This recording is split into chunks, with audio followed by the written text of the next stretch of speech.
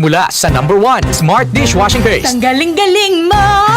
Smart dishwashing paste ko. Pritong ulam na masebo, plato at kaldero. Tanggaling for everyday. Ganyan pag Smart ang dishwashing paste. May double tanggaling formula. Tanggal galing ang sebo at bakterya. Bahid para walang bahid, linis fantastic sa metal at plastic. Number 1 ko to! Tanggaling-galing mo! Smart dishwashing paste. Heavy duty linis bawat pahid. Smart Dishwashing Paste, manufactured by ACS Manufacturing Corporation. ISO certified, world-class quality. ACS.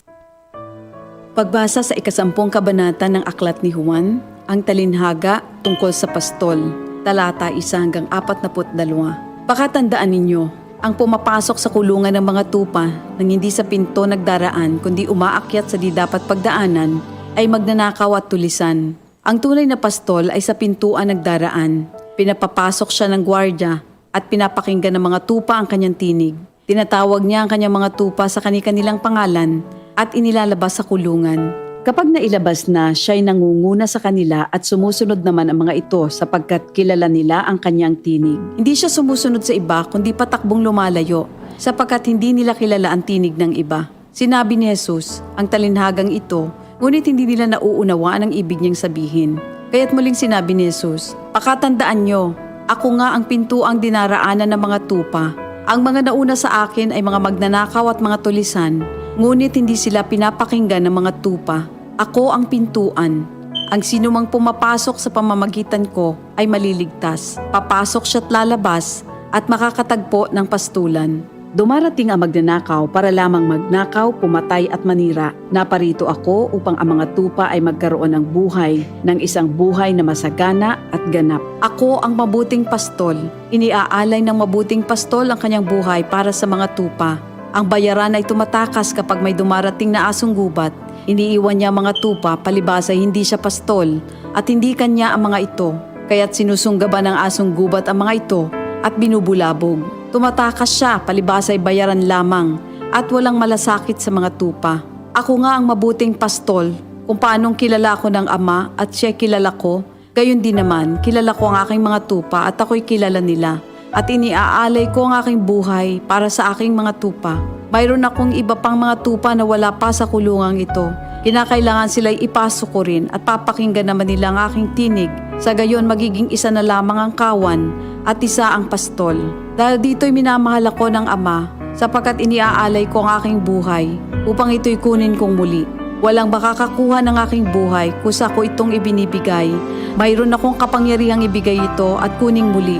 Ito ang utos na tinanggap ko sa aking Ama. Dahil sa mga pananalitang ito, hindi na naman nagkaisa ng palagay ang mga Hudyo. Marami sa kanila nagsabi, talagang sinasapian na ito ng demonyo at nababaliw. Bakit ba kayo nakikinig sa kanya? Sinabi naman ng iba, hindi nakakapagsalita ng gano'n ng isang sinasapian ng demonyo. Nakakapagpagaling ba ng bulag ang demonyo? Taglamig na noon at kasalukuyang ipinagdiriwang sa Jerusalem ang pista ng pagtatalaga ng templo. At habang naglalakad si Jesus sa templo, sa portiko ni Solomon, pinaligiran siya ng mga Hudyo at sinabi sa kanya, hanggang kailan mo ba kami ilalagay sa alanganin? Kung ikaw nga ang Kristo, sabihin mo na ng tuwiran. At sumagot si Jesus, sinabi ko na sa inyo, ngunit ayaw ninyong maniwala. Ang mga ginagawa ko sa pangalan ng aking Ama ay nagpapatotoo tungkol sa akin. Ngunit ayaw ninyong maniwala sapagkat hindi kayo kabilang sa aking mga tupa. Nakikinig sa akin ang aking mga tupa. Nakikilala ko sila. Sumusunod sila sa akin. Binibigyan ko sila ng buhay na walang hanggan. Kailan may hindi sila mapapahamak at hindi sila maaagaw sa akin ninuman. Ang aking Ama na siyang nagbigay sa kanila, sa akin, ay lalong dakila sa lahat at hindi sila maaagaw ninuman sa aking Ama. Ako at ang Ama ay iisa. Ang mga pinuno ng mga Hudyo muling dumampot ng bato upang batuhin siya. Kaya't sinabi sa kanila ni Jesus, marami akong mabubuting gawang ipinakita sa inyo mula sa Ama. Alin ba sa mga ito ang dahilan at ako'y inyong gustong batuhin? Sumagot ang mga pinuno ng mga Hudyo, hindi dahil sa mabubuting gawa kaya ka namin babatuhin, kundi dahil sa paglapastangan mo sa Diyos, sapagkat nagpapanggap kang Diyos, bagamat tao ka lamang. Tumugon si Jesus, di ba nasusulat sa inyong kautusan? Sinabi ko, mga Diyos kayo. Mga Diyos ang tawag ng kautusan sa mga pinagkatiwalaan ng salita ng Diyos, at hindi maaaring ipawalang bisa ang sinasabi ng kasulatan. Ako'y pinili at isinugo ng Ama. Paano ninyo ngayon masasabing nilalapastangan ko ang Diyos? Dahil sa sinasabi kong ako ang anak ng Diyos? Kung hindi ko ginagawa ang mga pinapagawa ng aking ama, huwag niyo akong paniwalaan. Ngunit kung ang ginagawa ko ay ang mga ito, paniwalaan ninyo ang aking mga gawa kung ayaw ninyong maniwala sa akin. Sa gayon matitiyak ninyong nasa akin ang ama at ako'y nasa kanya. Kaya tinangka naman nilang dakpin si Jesus ngunit siya'y nakaalis. Muling pumunta si Jesus sa ibayo ng Jordan sa pook na dating pinagbautismohan ni Juan. Habang naroroon siya'y maraming lumalapit sa kanya. Sinasabi nila, si Juan ay walang ginawang himala, ngunit totoo ang lahat ng sinabi niya tungkol sa taong ito. At doon, maraming sumampalataya kay Jesus. Ito ang salita ng Diyos.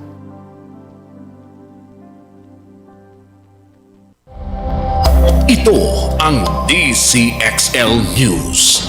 558 kHz. 6 na dekadang maaasahan sa balita at serbisyo publiko.